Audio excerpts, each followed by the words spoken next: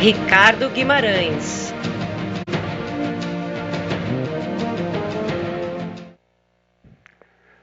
Boa tarde. Luz na plateia, por favor. Agora não é teatro. Depois da Beth e do Eduardo, difícil, né? Saem os artistas, entra a gente aqui, os mortais. Eu queria primeiro agradecer a confiança que vocês depositaram em mim para abrir a primeira palestra aqui desse evento. Um evento, acho que é épico, né? Porque marca uma época. E eu queria dar minha contribuição falando da minha experiência de como eu fui discriminado como canhoto. É muito difícil ser canhoto no mundo de destros. Vocês estão achando graça, né? Não é nada engraçado, não. Mas foi aprendendo, foi sendo canhoto no mundo de destros que eu aprendi por que a gente vive numa sociedade que discrimina as pessoas, discrimina o diferente. Eu queria saber quem é canhoto aqui na plateia. Eu que estou errando aqui, gente? Me orienta aqui. Quem é canhoto? É algum destro. Algum destro está sabotando a minha palestra. Eu quero mais luz na plateia para saber quem é canhoto. Levanta a mão esquerda, por favor. Isso é um manifesto. Ok? Você é canhoto? Levanta a mão esquerda. Aquela que dói, que não deixam você usar. Beleza, gente. Quem é canhoto sabe como é surda a repressão ao canhoto. O mundo foi desenhado para destros e ninguém discute se o canhoto tem algum direito. E o problema do canhoto é operacional. Não tem nada de conceito, não tem nada de atitude. Ele não sabe abrir uma lata. É difícil abrir a braguilha da calça, a maçaneta. Quando eu era criança, eu fui no jardim da infância com as freiras, e aí elas me amarravam a mão esquerda nas costas, para me obrigar a escrever com a mão direita. Porque não era de bom tom ter uma pessoa canhota na família. Sim ou não? Os canhotos, por favor, vão confirmando o que eu estou falando. Porque esse é um problema coletivo, só que a gente nunca troca ideia. Porque é tão óbvio que a gente está errado. Bom, eu consegui ser aceito na minha família como uma pessoa canhota. Fui para a escola, tive todos os problemas, distúrbios de aprendizado. Eu tinha que... não podia usar a tesoura da escola, porque não funcionava. Eu tinha que carregar um mata-borrão junto com a caneta tinteiro para poder escrever, porque senão borrava tudo. Quando eu fui para o colegial, eu tinha que carregar uma tábua, porque aí eram aquelas cadeiras, né, que tinham uma aba do lado direito para você escrever. Eu tinha que levar uma tábua para fazer uma ponte com a mesa do vizinho, para eu poder ter lugar para me apoiar. E eu fui vivendo assim, na boa, normal, até os 30 anos, me sentindo uma pessoa bem-sucedida no mundo de destros. Até que aos 30 anos de idade, meu irmão, numa festa de aniversário, dei uma festa grande, 30 anos e tal, meu irmão Gilberto me deu um saca-rolha de presente. Um saca-rolha para canhoto. Aquilo me ofendeu. Eu falei, para que eu preciso de um saca-rolha para canhoto? Até hoje eu vivi muito bem, eu sou uma pessoa normal, eu me dou muito bem, nunca precisei de nada. Quer dizer, ele me dá aquele saca-rolha, parecia que ele estava dizendo que eu tinha uma necessidade especial. Eu não queria aceitar isso. E deixei a festa rolar, encostei o saca-rolha, e lá pelas tantas, já tinha tomado umas e outras. Eu cheguei e falei assim, agora vamos experimentar o saca-rolha para canhoto. Vamos ver a grande maravilha do saca-rolha para canhoto. Aí a festa parou. Eu peguei o saca-rolha, enfiei na garrafa. Na hora que eu enfiei na garrafa, começou a vir um conforto muscular na minha mão esquerda. Mas uma coisa estranha e forte que foi subindo pelo meu braço, veio subindo, passou pelo meu peito, desceu até o meu estômago. Aí começou a subir uma coisa forte, eu comecei a gritar e a chorar e a gritar, ele está certo, ele está certo, ele está certo. Quer dizer, pela primeira vez na minha vida, o mundo estava certo. Eu guardei até os 30 anos que eu não estava errado. Gente, aquilo lá caiu numa ficha de um tamanho na minha cabeça.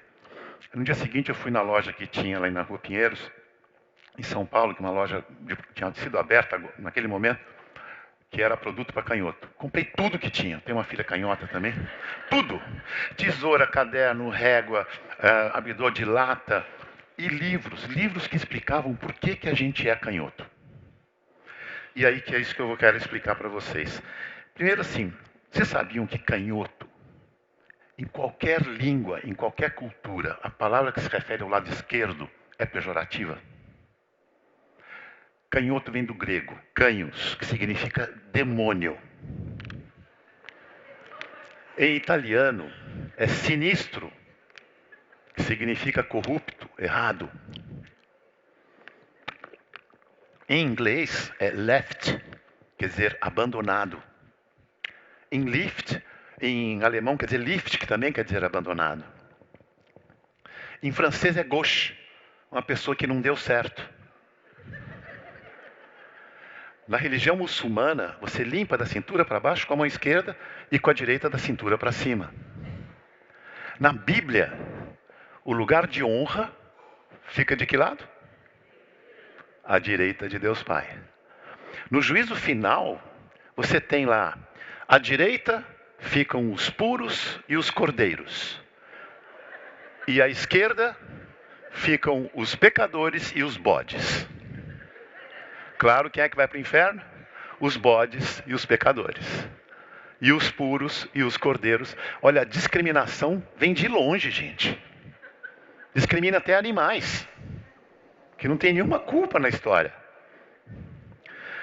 Muito bem, essa repressão ao lado esquerdo vem por cultura. Mas foi a ciência que acabou revelando a origem da canhotice. Foi em 1961, Prêmio Nobel de Medicina.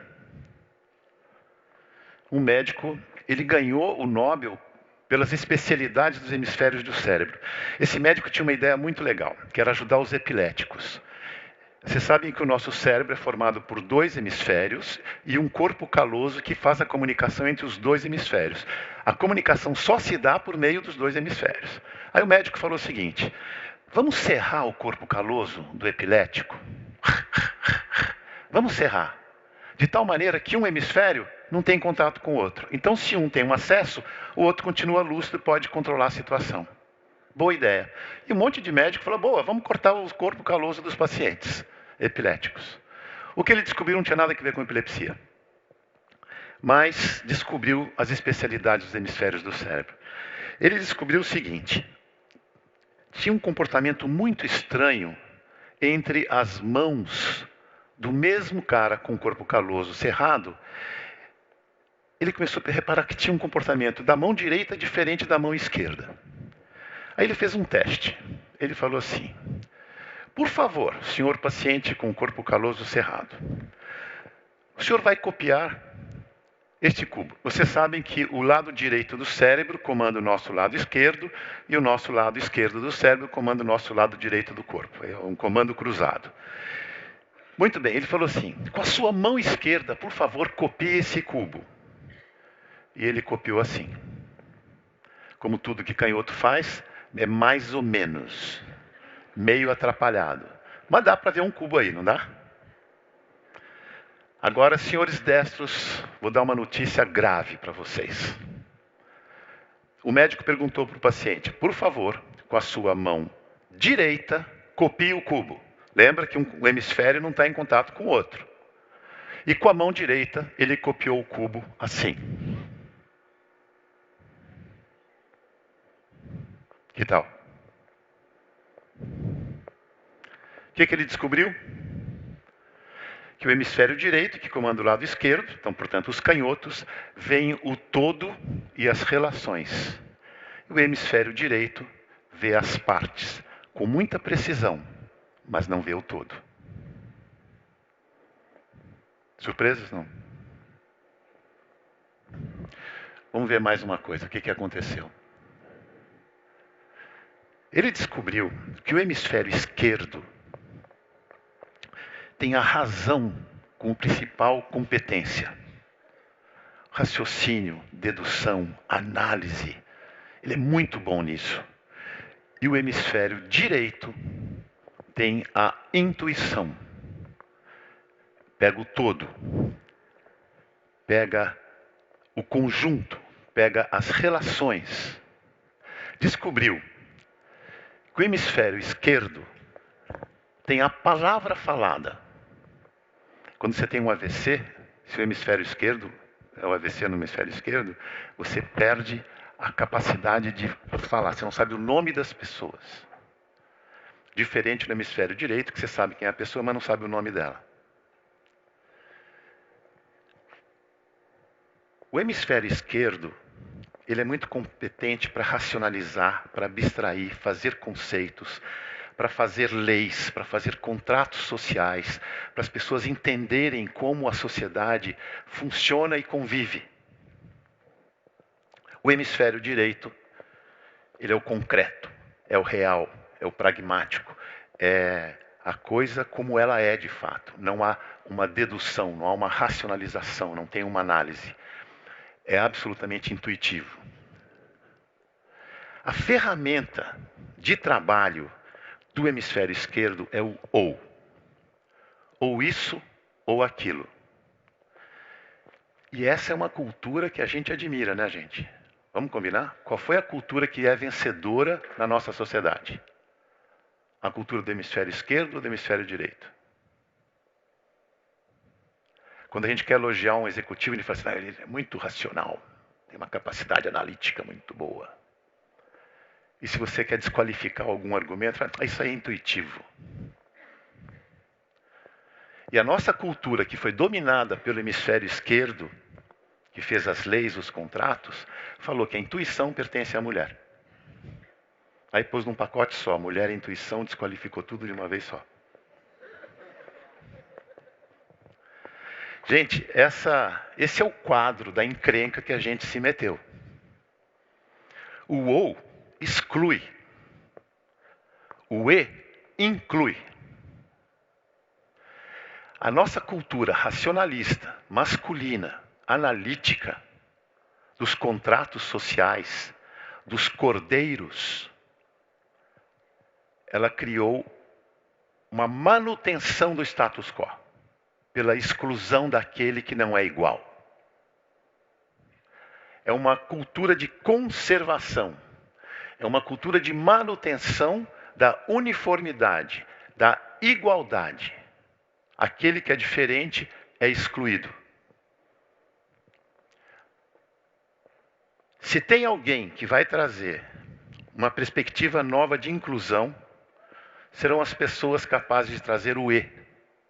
E o E é a ferramenta que reside no hemisfério direito do cérebro. Essa ferramenta está enferrujada. Ela não tem prestígio. Por isso é importante fazer um evento como esse, para saber por que a gente, que ama tanto o ser humano, não consegue incluir todos os seres humanos.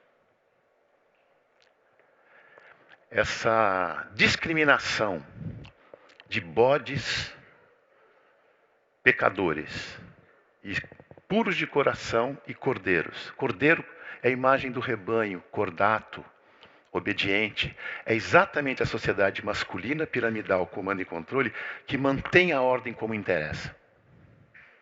Se nós queremos uma sociedade viva, seja criativa, que tenha a arte como uma prioridade, o ser humano como seu principal objetivo, com toda a sua individualidade, nós temos que juntar o hemisfério direito com o hemisfério esquerdo.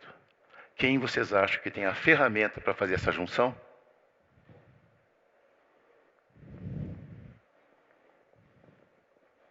Hemisfério direito. Gente, eu estou falando de ciência, eu não estou falando de romance, não estou falando de filosofia.